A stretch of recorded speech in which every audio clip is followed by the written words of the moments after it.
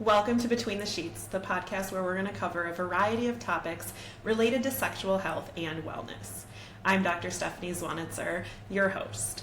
I'm a nurse practitioner and have been in practice since 2017. I have my Doctor of Nursing Practice degree, and I specialize in urology and sexual health. I am so excited to explore all of the various topics related to sexual health and wellness with you in a fun, spicy, educational, and non-judgmental manner. So come on. Let's get between the sheets. Hey, welcome back to Between the Sheets. I have a guest on for me today, and I'm very excited about this one. This is Gabi Salas. She is the pen name of a writer based in Kansas. Gabi's international best-selling books have earned her top new release on Amazon and readers' favorite 5-star awards. She specializes in both contemporary and paranormal romance. Gabi offers something for every kind of romance reader, believing that reading smut is good for your health. Her writings is described by readers as steamy, consensual, and sex positive. You can find her books on Amazon at gabisalas.com and at local Kansas City bookstores. So please help me welcome Gabi Salas. Yay! I'm so happy to have you here. Hi, thank you so much for having me. I'm really excited to nerd out about romance writing today. Yes, that's awesome. So tell me, how did you get into romance writing?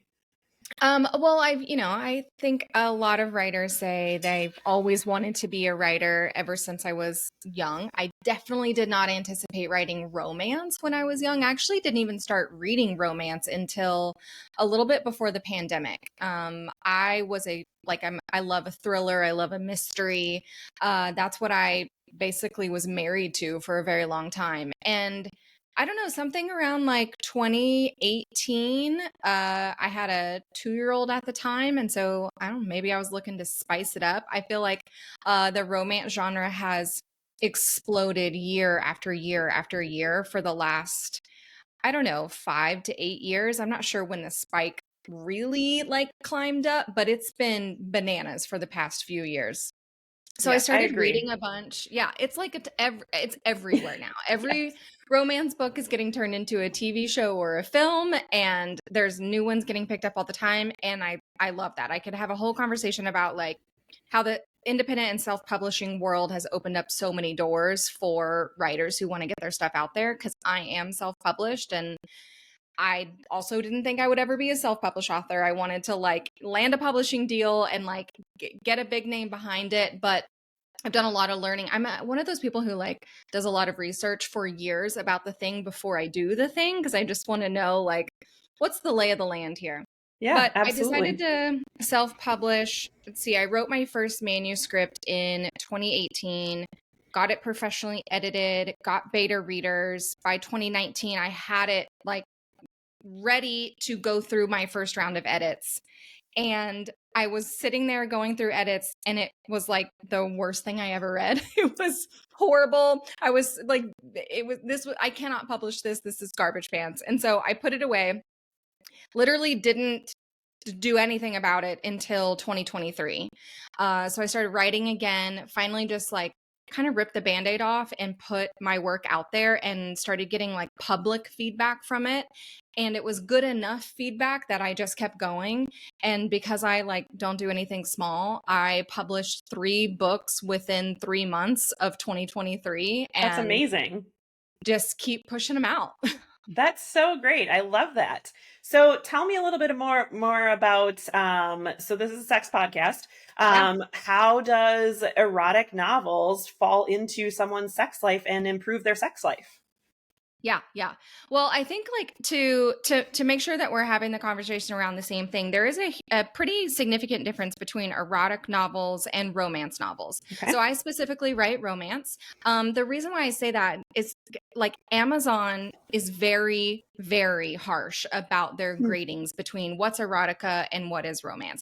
And Okay. I could go into all the nitty gritty details about that, but you cannot advertise if you write erotica, you cannot advertise your books on Amazon. You cannot advertise your books on Facebook.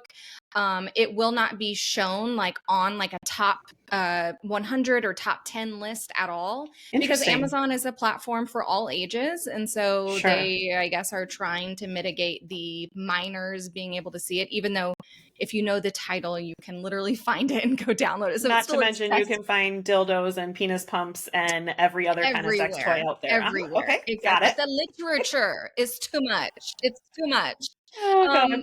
But the long and short of it is, if there's a plot, if there are B characters, if we care about the motivations, it's romance. Got If it. there's none of that, it's erotica. So Okay. So it I can be love filthy both. and smutty as long as there's a storyline. Love 100%. that. Yep. Love that. Yep. Yep.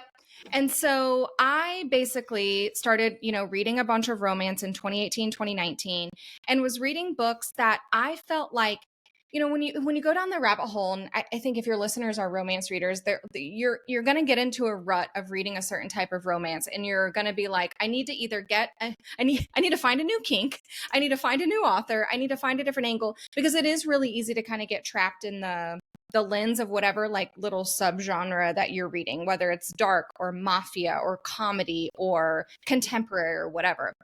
So I started reading a bunch that I really liked the overall like sex positivity of it, but I felt like book after book after book that I read, it was still a little bit of a damsel in distress situation. She still needed to be saved. He was the one who could save her. They're going to break up while they're trying to figure that out. And then eventually they're going to get back together.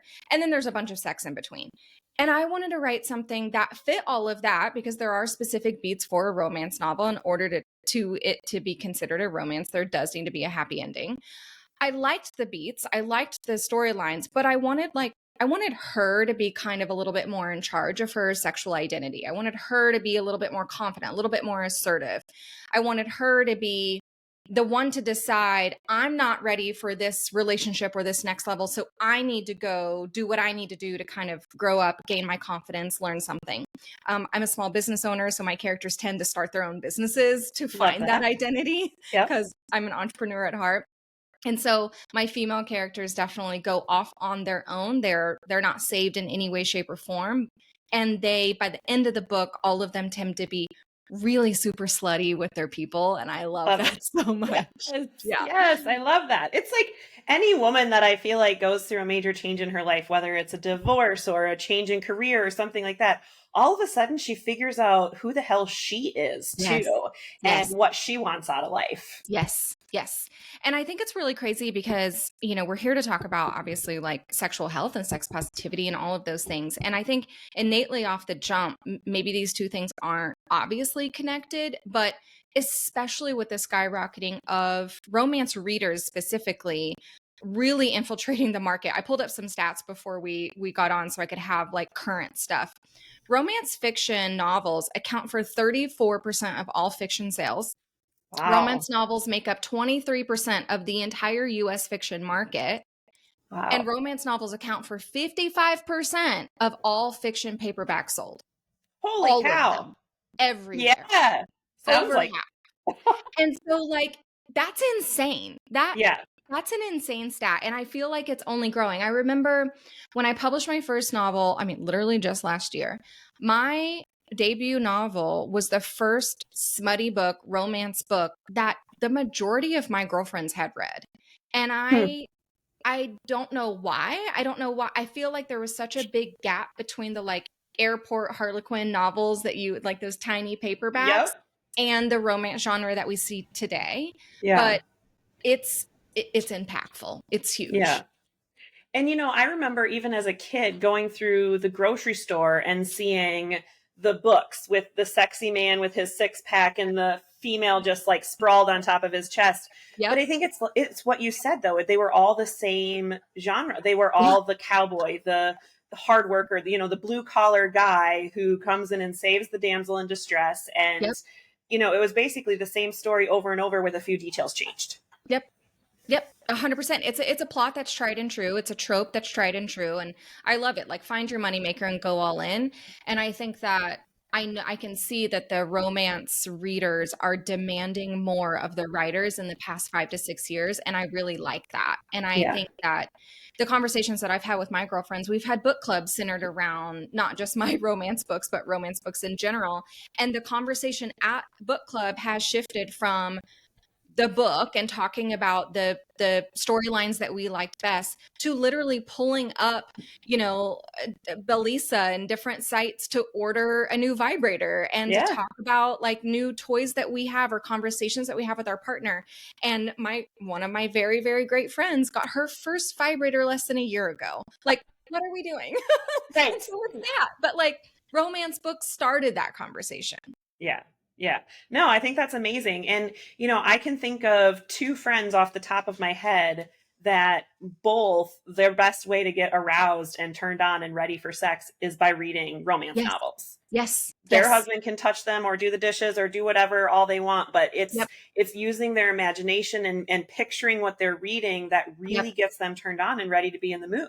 100%. And I it's really cool because I was reading up a bunch of studies about this conversation. There's not a ton out there, but what is wild is that some of the sources that are on here are from like 1984, 1993, 1980. So none of this is new. Right. It's not a new conversation. I think that it is in a little bit of a different lens because, I mean, well, 50 Shades was the thing that truly like catapulted everything. I think that Sure. that's the number one question I get often when my book is brought up, especially with a little bit older crowds where they're like, is it spicier than 50 Shades? And I'm like, 50 Shades was nothing, like Yeah. literally nothing in comparison to what is out there on the market right now. It's Yes. nothing.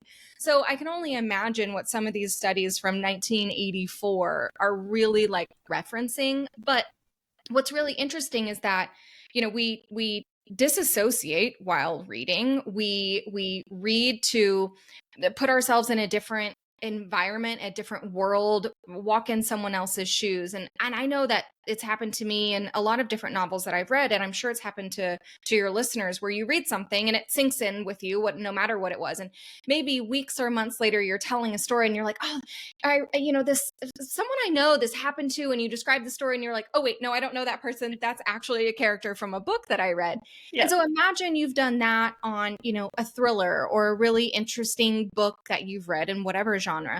Well, the same thing obviously happens with romance. And so the escapism that happens in while reading also it like flips something in our brain for us to think that it is reality.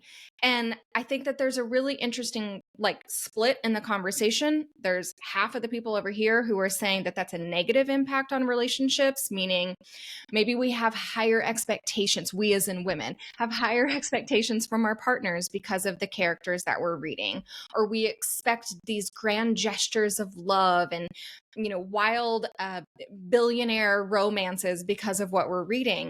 And there's the other part of that conversation is like, no, if I put myself in that space to be able to pretend like I could be as confident as she was, or I could get love and respect in the same way that they did, or whatever triggered it for you, then that's going to help you in real life be able to call on those same skills. Absolutely. Yeah.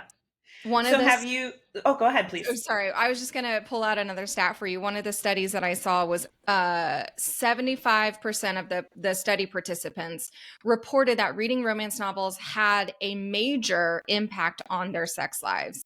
It occurred in several ways. Some saying they were more likely, and this is my favorite part, more likely to engage in sexual activity, and by making them more likely to try new sexual activities. Yeah, Um, that I was thinking about that too, that if there's something that you haven't even had your eyes opened to yet, yes. and then you Yes. read it in a book and you're like, well, shit, I want to try that. 100%. Yes. And I think that like it quite literally gives you the script of how you could ask about it, talk about it, research it, introduce it into your relationship, because it is actually happening on paper for you, where you can copy and paste that script Yeah, for I love yourself. that. I love that. Yeah, because I think, a lot of us, one of the things that I talk about a lot is communication and talking about what you want and things like that. But Yeah. sometimes we don't know that We what don't we know. want is out there and we need Yeah. to be shown it. Or you hear about something and you're like, I don't know, that doesn't sound really cool to me. That's not my style. But then you read it in this book and you're like, oh, that Yeah. actually is hot. Like, let me try Yeah. that.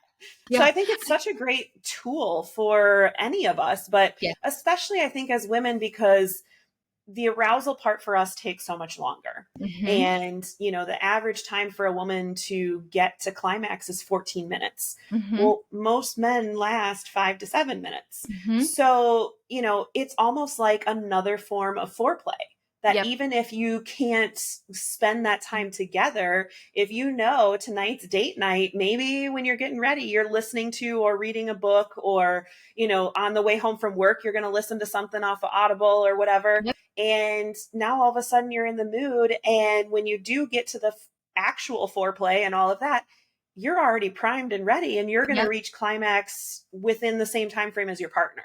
And I Yep. think that's Yep. so awesome. And just be like, the muscles are ready. You're literally relaxed and lubricated and all of the things that are necessary for that. One of my favorite, there's two apps that I highly recommend. One is called Quinn, Quinn, and one is called, I think it's pronounced Dipsea. I could be wrong. It's Dipsea. And it's erotica, Audible basically, and Ooh. it's a membership where you don't pay for a story, you pay for a subscription to the entire app, so you get access to thousands of stories. They're real life voice actors who have like a persona on these accounts, so you can find ones where you really like their voice, or you like their Mm. accent, or you like how they, their character that they play basically. And it's organized by all of these categories, like BDSM, threesome, in public, dirty talk, like anything. Pick your kink and Yeah. try it. And one is a little bit more storytelling, where it's like a short story in maybe 30 minutes, and they hook up, and it's like one scene basically. Another one, the other app, I think, because I forget which one is which, but one of them is more storytelling. One of them is more what's the best way to describe it? It's more, it's got a lot of sound effects. And so Okay. it's like just listening to porn and Okay. not watching. So like there are a lot of sound effects. But Okay. like again, pick the thing that strikes your fancy. Sure. Try one while you're getting like your makeup on or taking your makeup off or whatever it is, and Yeah. sprinkle those in as these little moments that lead up to the big show, and it Right. changes things a lot. Oh, I love that. That's fantastic. And tell me the names of the apps again. Okay, so it's Quinn, Quinn, and Dipsea, Dipsea. Okay. And they're Awesome. pretty affordable, like $7.99 a month, $12.99 a month, something like that. And you just get access, and you can like make your own playlist. You can save, different categories of playlists for different moods. And again, I think the app version of this, like obviously go buy books and read them or listen to them however you want to devour them, but these apps specifically, because they're shorter and they're like quicker to the point, and they're very kink related, like kink focused, so you can Hmm. like or like find them very specifically to the thing that you're looking for. Imagine like maybe being, am I interested in BDSM? I don't know. Let me listen to a playlist that Yeah. has this involved in it, and you're hearing the language and how they're responding and what he's saying to her, and directions, and what tools are they using, and all of these things. And I think it gives you a crash course in trying it out for yourself. Yeah, no, I think that's amazing. That's such a great idea. And I think, Mm-hmm. it is. It's important. And I think it brings it up between your friends too, where you can talk about like, this is what I read. Do you guys do that? Do you know, like, Yes. what has your experience been? And because I think this is such a conversation that we're so shallow on and we're so surface on with our friends. And Yep. so the more we can talk about it and get into some of this stuff, the more that we're able to explore on our own, feel comfortable with it. Yep. And I know sometimes the conversation is really difficult with your partner versus your friends. And so if Yes. you get more comfortable talking to your friends, then all of a sudden talking to your partner is like no big deal. Yep. Yep. It's wild, the conversations that it truly has opened up for within our friend group. I couldn't have imagined that we would be quite literally ordering vibrators and dildos at a book club after we came there for a non-romance book. Like we're talking about books in general, and it just Yeah. like opens up this conversation. And there have been, I think, just so many different ways that even friends within my friend group have been able to approach conversations with their partners. And I know the confidence level for me, not just in initiating or saying, here's what I want or here's what I want to try. That's definitely been impacted. But I think another huge benefit from reading romance, especially in today's day and age, there can be so much different body representation and relationship representations in romance novels. Mhm. Someone can crank out a book like within a couple weeks or months, get it edited, publish it out. So it's like there's new ones hitting the market every single day. There's a huge demand for,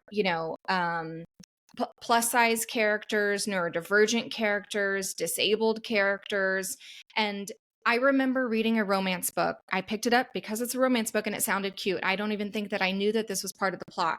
And I'm reading this book. I have a chronic illness. I have endometriosis, have had it since I was 16. It's fucking awful. I Hate bet. it. And it comes with a lot of period pain, cramping, bloating, unexpected issues with my body, right? And I'm Yep. reading this book, and this woman has PCOS, so Hmm. similar Very similar. enough to Yep. endo. Yep. She's having these cramps. She's feeling like garbage. She can't lift anything. She's on the bathroom floor. She's literally having this experience that I have experienced multiple times Yeah. in my life.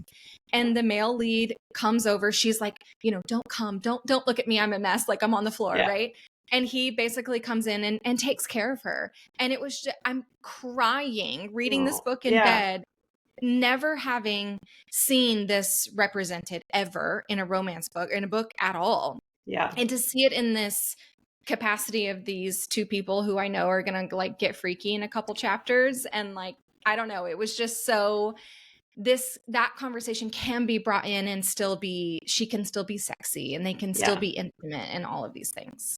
No, I love that. That's awesome. Very good. One of the conversations that's really wild, that I do feel like should be studied and doctors need to be talking about maybe with their patients. This was super interesting, and I don't think I copied over the actual stat, but it was a super high. So one of the conversations in the book community from the writer's side is not just talking about like consensual sex, because there's also like a non-con trope, like that's a thing that some people like to read about, and that is a whole other conversation. It sure But is. there's a like a sub kind of thread within that about how much is it the writer's responsibility to represent good sexual health choices, Mm. right? Yeah. And there are studies being done now, I'm sure, and being talked about the condom usage in books and the lack Interesting. of condom usage in books. And what's really funny, because I know this conversation has been had a ton regards to actual pornography, right? Video Right. pornography and the usage of condoms in sexual health. What's really interesting is that the study showed that more women than men in books, so female characters, not real women, female characters are the ones being written to say, please don't use a condom. I want to feel all of you. I don't want there to be a Interesting. barrier between us. And predominantly romance writers are women. And so I Right. find that very interesting. And I'm Yeah. wondering if that's going to impact like real relationships of Right. Right. protection. Yeah, and and protection and consent are things that I obviously, as a medical professional, believe in very strongly. Yes. But I can understand the fantasy part of it and the talking through it, and certainly when you're in a committed relationship, whether it's Yep. sexual or otherwise, if you've decided that between the two of you that you don't need protection anymore, whatever, that's totally a conversation that's up for grabs. Uh-huh. But I do think that what you're saying is very interesting about how that's coming in the literature and how that could Mhm. affect things. Yeah.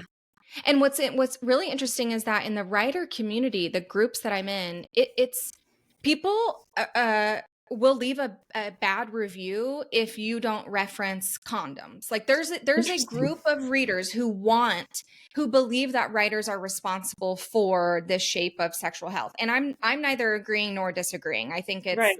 that's a really big conversation to have. Sure. Um, Sure. and what's really funny is that what has happened over the years is that there's reviews of like this, think about how I know that the conversations about sexual health in general, but also like assault and safety in shows like Lost, right? Where Sure. we watch these people being stranded on an island for how long, and there was absolutely no assault. There was no like unwanted pregnancy. There was no unwanted advances. Like the realities of that happening in this world were not represented on the show. Right. And it's a valid critique. And there's that valid critique in romance novels as well, in the sense Mm. of, are we bringing up condom usage or protection, or I'm on birth control, or I have an IUD or whatever? But what I find interesting is that the theme seems to be, if it's addressed at the very beginning and the woman's like, oh, I have an IUD, it's fine. Oh, I just got tested, I ended this relationship. Like, here, we're going to talk about our clean bill of health, and we're going to talk about our usage of not being pregnant, and then they don't have to ever bring it up again. Yeah. It's like, Yeah. we're going to have a conversation once, and the reader's like, okay, check. I can now Yeah. live in the world where they've had the conversation. So Right. I think that's so crazy, though, that readers want that so strongly. Yeah. I mean, it's very interesting because it is something that is definitely needs to be a part of conversations. And with so many divorces and people that don't even want to get married and things like that now, it's a newer phenomenon of having so many people having multiple sexual partners Yeah. later in life, where even you might not be really worried about contraception anymore because guys had a vasectomy, she's past menopause, something like that. But you still need to worry about the STDs. Yep. And so it is a really interesting conversation, and something that is more, I think, to the times now than maybe in previous years with romance writing. It's very interesting that you bring that up, because I don't know that I have consciously thought about that when I've read romance novels, but now I'm Right. going to. Now you will. You'll think about it, and you'll be like, they aren't using protection. Right. They didn't bring this up at all. At all. Like, I'm calling Gabi. What would you do here? Yeah. I think I like to address it with, maybe they use condoms the first time, and then, she's like, okay, I'm on birth control, we've been tested, we're good. And Yeah. then I did write and I put this in quote, an older female lead. She was 37. It's older in the genre. Sure. A lot of romance writers write 18, 19, 20-year-old characters, and Yeah. I am ready to move past that. Yes. So she's 37 and she has an IUD. And so it's they talk about it and it's clear. But again, it's like, okay, I feel like I need to write this in once. They have like a couple paragraph conversation, and I know that will satisfy my readers, and so we can move forward. But yeah, I think that's I amazing. don't want to be the result of an uptick of freaking chlamydia. Exactly. So tell me, you said you have 3 books out now? Yeah, so I published 3 in 2023. I've published 1 so far this year. Okay. I'm sitting on like 3 nearly finished manuscripts.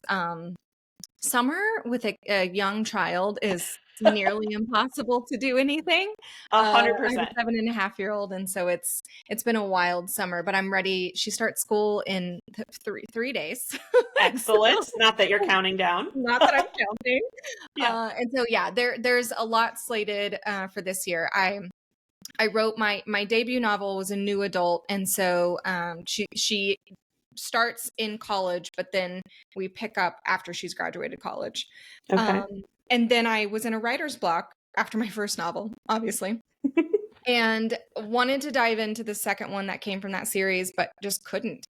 And the thing that I do to get out of writer's block is write, but in a completely different, like, it's not required for this next book. I just wanted to like try something new. And I ended up writing like 3 little mini novellas, little mini books. And I was like, okay, but they were paranormal, spicy, weird, like super weird. And I was like, why not? And so there's 2 very different genres that you can find in my little Amazon store. Excellent. So you pick your poison, you pick your kink, and dive in. I love it. I love it. And we will put the information in the episode about where they can find your books and everything about that. So there's going to be some links there that we can attach for people to find your books. And I really appreciate you coming on today and talking to us. This is a really fun topic. Yes. Thank you so much for having me. Absolutely. So everybody go get a Gabi Salas book and turn yourselves on and have some great sex tonight. Thank you for listening and spending time with me today. You can catch new episodes of Between the Sheets every Wednesday, because what better way to add some spice to your life than to have a new podcast on Hump Day? We will continue to explore common, uncommon, and taboo topics related to sexual health and wellness. Please send any comments, questions, or stories to podcastbetweenthesheets@gmail.com. That's all one word, podcastbetweenthesheets@gmail.com. Have a great day. And remember how important it is to discuss these topics with your friends, your family, and of course your partners. In fact, you can like, follow, and share this podcast so they can see it too. See you next time for more sexual health topics between the sheets.